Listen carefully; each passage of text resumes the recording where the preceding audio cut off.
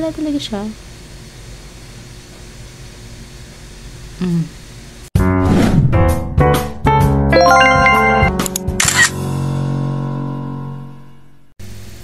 Hi everyone! Welcome back to my channel.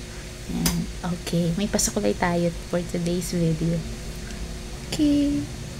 Hulaan nyo kung ano ang content natin today. About sa suklay. Okay. Wala lang. Gusto ko lang i-flex yung haircut ko today. Wala nang pinagbago sa aking itsura. Okay, so hello everyone. So for today's video, magkakaroon po tayo ng short review about this popular O2O bullet lipstick. Oh, sorry, hindi makita yung.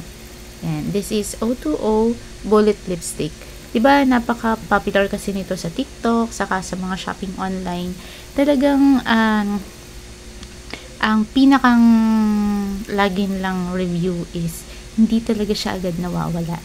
And I can say na, totoo naman po yun. Hindi talaga siya agad hindi agad nawawala yung pag naglagay ka na ng lipstick, hindi siya agad natatanggal. Uminom ka ng tubig. Pag uminom ka ng tubig, hindi lumalapat, hindi nagkakakulay yung bunganga nung baso na ininuman mo. And, or yung straw. Yan. Tapos pag kumain ka din agad, hindi rin siya agad-agad nawawala. Unless, kakain ka ng malalangis or mamantika. Yan. Pag kumain kasi ng mamantika, natatanggal siya. I guess, ganun naman yung mga ibang mga lipstick. Ganun din. Hindi ko pala sure, pero guess ko lang. Yan. So, yun. So, this is M11. This one is my favorite. M11. Wala lang. Parang yung mga Chinese star kasi na nakikita ko. Usually, favorite ko kasi ngayon manood ng mga Chinese drama. Color pink yung lipstick nila. So, nakakatuwa lang. Nakakatuwa kasi parang ang babatang tignan.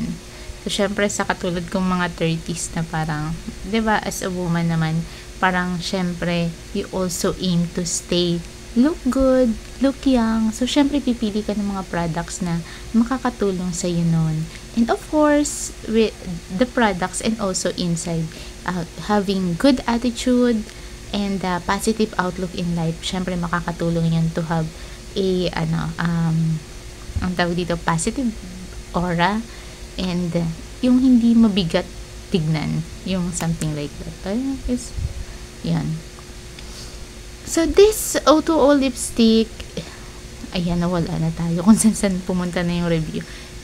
This O2O lipstick, bullet lipstick talaga, I can say na proven and tested, talagang siya ay effective. Totoo po to, mga kaibigan. And I will try the pink one, M11. Pink to eh. Ito kasi is M13. Yan, M13, M11. Oh, ba't yun? Sorry, ayaw makita. Ito ko nga. Yan, M11. Okay. O, kita nyo naman, walang-wala yung lipstick, guys,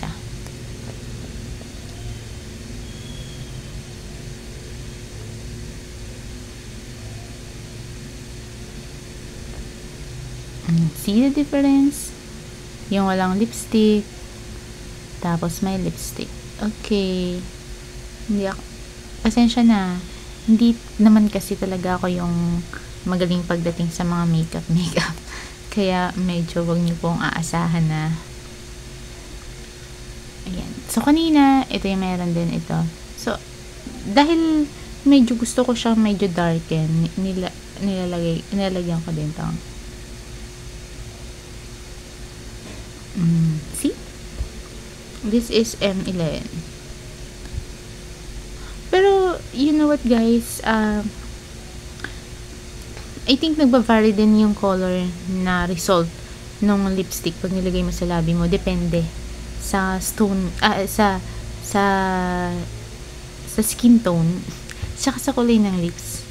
Yes, kasi yung friend ko, she's using M13. Pero iba yung color sa kanya. Tapos pag ginamit ko to, iba din yung color sa akin. So, I think, nakadepende din sa skin tone natin. At sa lip color natin. So, yun. So, kaya minsan, di ba, yung iba nagko-comment, hindi naman ganun yung kulay sa akin. Ba't ganun? Kasi depends upon sa, depende sa color ng lips natin. Yan, so this is M11. Yan. O, diba, pagka medyo, basta ako nagaganda ako dito sa color na to. Yun. It's your choice and preferences naman. Depende sa preferences po nating lahat. Basta okay ako dito, ha. Yan. This is O2O Bullet Lipstick. Ang gito-gito nag-stain, guys. Oh, wait. Kukuha ako ng para sure.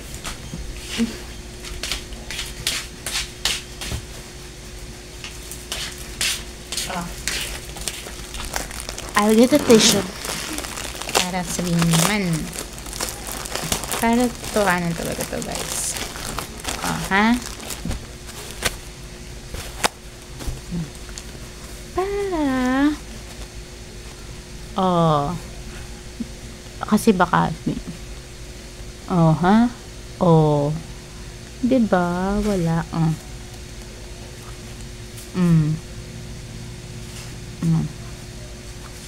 Kasi diba yung ibang lipstick, kumakabit talaga siya dun sa, wala talaga siya, guys. So, yun. This is my review about the O2O Bullet Lipstick. It's your choice if you wanted to try, syempre. And that's all for today's video. Sana nag-enjoy kayo sa kung saan saang punto ko na napunta itong review na ito. Thank you so much, everyone. Have a nice day!